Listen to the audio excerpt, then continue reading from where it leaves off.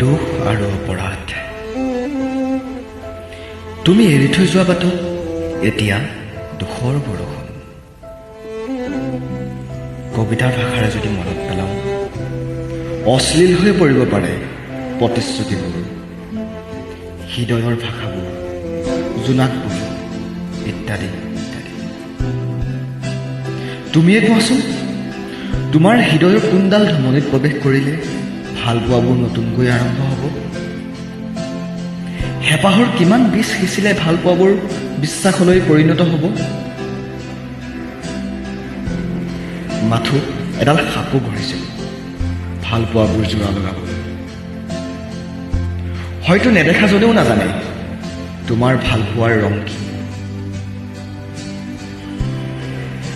তোমাৰ স্মৃতিৰে এখন সুখৰ দেৱাল সাজিছিলোঁ, কিন্তু কি কৰিম, ঠেং মঙা দুখে চুচৰি চুচৰি কুটি কুটি সহায় দিলে মোৰ সুখৰ দেৱালখন।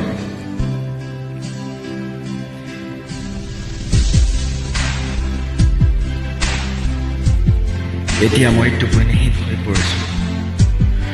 মোৰ হেঁপাহৰ ৰংবোৰক তুমি যেনেকৈ এদিন হৰণ কৰিছিলা, ঠিক তেনেকৈয়ে ময়ো এদিন হৰণ কৰিম তোমাৰ হেঁপাহৰ স্মৃতিবোৰ। মই তোমাক আমনি কৰিম তেতিয়ালৈকে, যেতিয়ালৈকে তুমি পঠাই নিদিয়া সূৰ্যৰ সকলো পোহৰ, সন্ধিয়া আকাশৰ তৰাৰ তীৰবিৰণি, হেৰুৱা গানৰ সুৰ। ঠিক তেতিয়ালৈকেহে মই তোমাক আমনি কৰিম। এতিয়া দুখ আৰু অপৰাধবোৰৰ কাহিনীৰে পাৰ কৰিছোঁ বিয়লিৰ নীৰৱ সময়।